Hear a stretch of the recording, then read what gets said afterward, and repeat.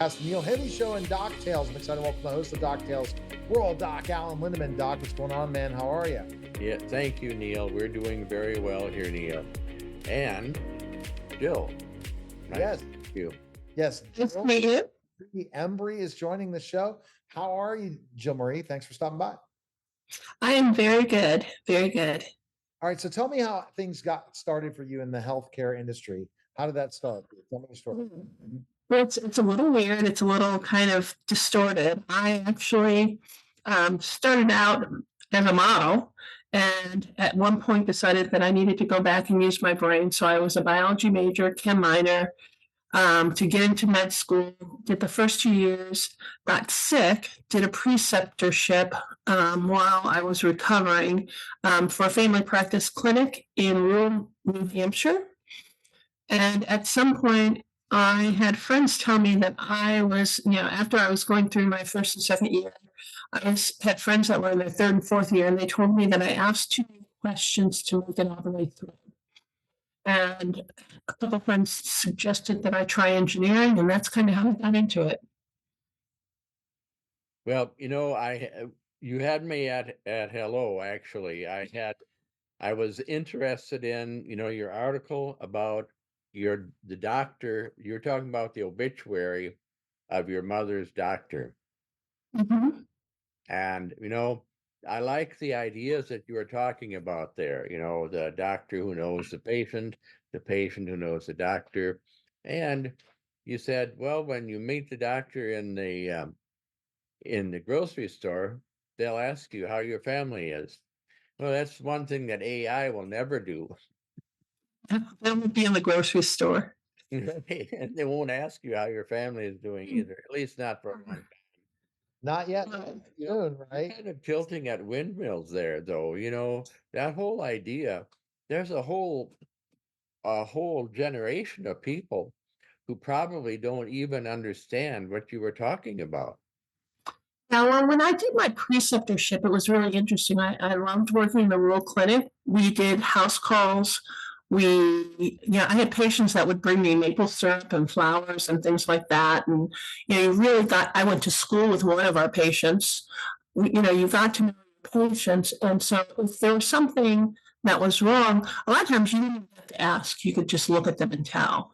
Exactly. Or you knew about it, from the family or the nurses or somehow or other. Yeah, and Right. one of the fun things that I've done with my life, I'm retired. I'm 76 and retired, but writing and thinking. You're not retired. You're retired from your practice, but you're not retired from working. Well, it's a new practice and it's a fun practice, and it is in a way, again, like you were doing there, tilting at windmills. It's a big task to try to replace or to encourage things that are missing in medicine today, and that's really struck the chord with me, is your ability to identify that and feel for it. Yeah, it was interesting. I actually was listening. I listened to NPR a lot, and I was listening to NPR, and they were talking about how AI can teach medical students how to interview and have compassion towards patients. And I'm like, you can't teach that, especially through AI. It's something that you have to learn through your experiences and actually be able to feel. And, having been in medical school and listened to my peers learn how to interview patients, a lot of it comes to listening and actually hearing what they're saying. And, that's something that, AI can't do. They can train to respond to certain responses from the patient, but actually, the visual, the emotional aspects of things is really to teach people, let alone a machine. Well, we had a very intelligent young doctor on here a few days ago, and I asked him, I said, do you have AI that can read facial expressions or body language? And he answered truthfully, no, we don't have that. So you're not going to be able to teach your medical students very well from AI if the AI can't see facial expressions or body language, because that's Well, there's time. Yeah. And there's also things that, I had a patient once and she was walking down the hall and she had come in for something that was completely unrelated. And I saw that her gait was off. And just by watching her walk into the exam room, and she had sciatica. The only way we could tell was from watching her gait. And that's something that the machine's not going to, there's not going to be the visual to see that. And unfortunately, it'd be great if we could teach physicians that they have to be more observant of every aspect of the patient from the time they set eyes on them until, but, it's not something we can learn from a machine. And we really need to be able to teach people also to pay that close of attention. Totally. And how do you teach empathy? Empathy is such a hard thing to teach, especially the stressors that the healthcare profession goes through every day, and having to serve while the patients are going through so much suffering that they don't really want to treat the nurse practitioner, doctor very well. So it becomes a very thankless job at times. How do you teach that empathy to make sure? Yeah. I think part of the problem, and having grown up, I grew up in suburbia, upper middle class suburb, upper middle class high school. I had no idea what the world was like outside of that bubble. And then I moved to the country in rural Tennessee, and I was exposed to a lot of different types of people. From a family of 5 living in a trailer, all adults across the street from me, and learning about their stories and learning about different people's stories and basically their walk in life to get to where they're at. And, outside of the healthcare profession, just learning about people, I think, is very important. Well, yes, and you're talking about these medical schools trying to teach our young doctors about an examination or how to talk with a patient. Just indicates that they don't have a clue as to how complicated it is to actually listen and see what is right in front of you and to give it some value. It's I am afraid that what you were talking about in that obituary of your mother's doctor, like I said, I think there's a whole bunch of people who really wouldn't even understand what you wrote. Wow, Scary. it is. So what is your mission, Jill Marie? Tell us about it. So I don't know if you checked into Balance Innovation Center. One of the other issues we have in the healthcare industry is the disparity based on different groups, whether it's LBTG, whether it's African American. And really my mission is to make it such that diversity for everyone is a norm so that they can have empathy towards different groups instead of lumping them into one big bucket based on what they look like or where they come from or how much money they have. I've had personal experiences that, make it really critical to me that the next generation can have help in doing that. And so it's really to make sure that healthcare is open to different groups, whether it's, and also in my profession as an engineer, going into the workplace and having that diversity so that people can relate to other people that are different from them on a surface where they might not be different so much underneath. Yeah. No, totally. And I think it's such a mission that in healthcare to do this. And how do you do this? And that's what you're going out and doing. And you see the challenges. As you said, you and Doc are tackling some pretty challenging ventures. Yeah. And it's really, talking to people. I hear stories from, engineers. I hear stories from physicians. It's interesting because when you talk about AI and the biases that are just integrated into AI. So if you look at, I was talking to someone, they told me about a group that was looking at biases in AI. And the AI, ChatGPT, had been asked to give a story of a white boy with a dog and then a black boy with a dog.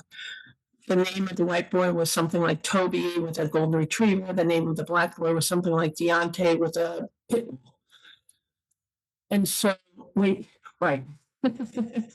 um, when you have that integrated into basically the psyche of the world, because we don't, I don't know who the developers were who built that bias in. You know, that empathy, that lack of understanding of that we all really are the same yet different, no matter what you look like, no matter what you do, something that needs to be really changed. Totally. You were talking about disparities, and of course, there's no bigger disparity than maternal mortality. That really is quite disgusting. I was just looking a little bit more. I read an article as NIH. Anyway, Mississippi is by far and away the worst state for maternal mortality and also for neonatal mortality and stillbirths. So you've got some very significant discrimination there going on, I expect, and also probably a shortage of health care. Yeah, and I can tell you a story about, I was living in Arizona and I had gone to an internal medicine physician and I had United Healthcare Gold Premium on my, intake form. It had that I was an engineer. And I went into the exam room, the nurse came in, took my blood pressure, weight, etc. And the physician came in and she said to me, well, we don't normally do exams on, and she said something, patients. And I said, I don't know what that is. And she said, Medicaid. Oh, And I said, I don't know why you would think I was on Medicaid. Because they put a copy of your insurance card on the chart, but she immediately dismissed it and said, "Well, we can't do it," and that was it.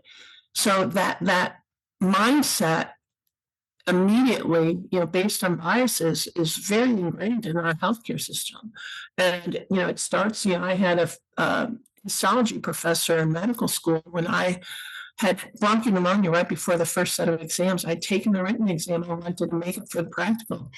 And when I asked him, he said, we let you people in and then you don't want to work. And so all of these biases that come with just looking at a person, it's so ingrained in our healthcare system, it's so ingrained in our society, and it's what can we do to change that? And that's where, diversity really, and it being exposed to people that are different, is part of the solution. How do Well, you, how does you're your right. organization? We're all human. Anyway, sorry, Neil. How do people learn about that organization or help this organization? Are you a non-profit or for-profit? So we have both. So Balance Innovation Center is for profit. The STEM program, Leg Up, is nonprofit. And that's to really have students, college students, university students, and K through 12 be exposed to a work environment where the foundation is diversity, which is the balance component of it. Well, you're right. We're all we all have blood. We're all the same on the inside. Incidentally, I grew up poor white, so I know what it's like to live in that bubble. Yeah. And the thing is I've been around poor white, I've been around poor black, I've been around rich white, I've been around rich black, and basically people are people. Unfortunately, money makes life harder for some people, both rich and poor, ironically. And really it's everybody's trying to make it through the day. I'm really interested in this. You invented this new thing it's for EMS. keeping track of the drugs and how people are treated and how people respond.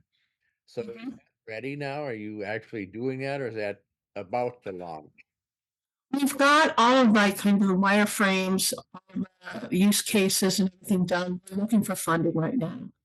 We're going to use, a combination of the for-profit for the development of it and the nonprofit for, using interns to help with some of the legwork of it.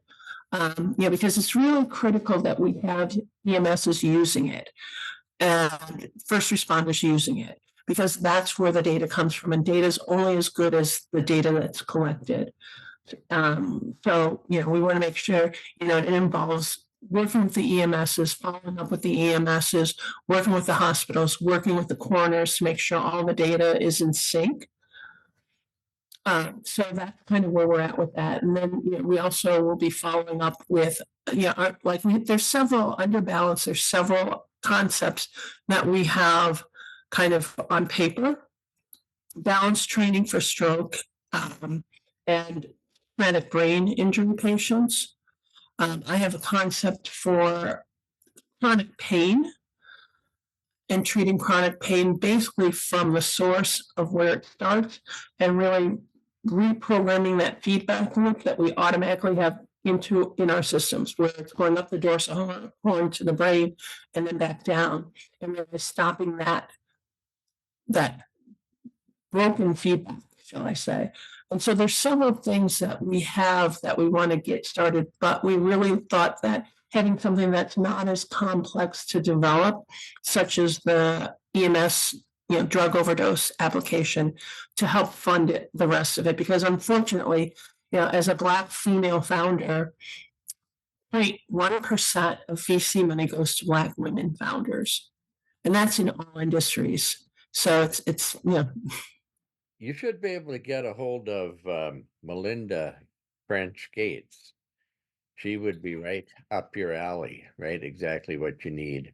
I That's have to find her, but she has a newsletter, but I don't know how to find her grants. But she does have Wow. money, and she considers herself a philanthropist. So, incidentally, this business we're talking about EMS and recording things. As a physician who has received emergency room patients for the last 40 years, I can tell you collecting information in the ambulance is extremely difficult and extremely erratic.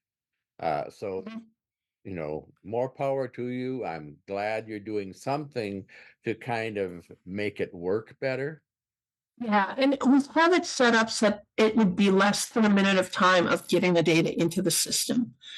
Because we're not taking personal data, we just want the data for the drugs, the treatments that are given, whether or not the patient survives or not, et cetera. Just basic, so that we have that data, and so that people in the community, the other EMSs in the community, the other first responders can see what's going on in particular, streets, blocks, cities, towns. All right. Well, so there's a lot of what about government grants and the opportunity? Yeah, that's what we're looking at right now. It was or government contracts too, not just grants, but contracts as well. Yeah. You look into I that. think you're right, Neil. I think that'd be a really good idea. There's probably some good NIH and CDC grants. Mhm. Yeah, Also, well, also, government contracts in general as a small business owner. Yeah. You will get an okay. opportunity. I saw this. It's just having all your ducks in a row. I was listening to it in a podcast driving yesterday. It was intriguing. So it's Mhm. great information. Jill Marie, where's the best place we can find info on you? Where can we go? You can go to balanceinnovationcenter.com. And then my LinkedIn profile, I think I am the only Jill Mari Embry in LinkedIn. And it's Jill at balanceinnovationcenter.com. That was a special simulcast of the Neil Haley Show and Doc Tells, guys. Take care.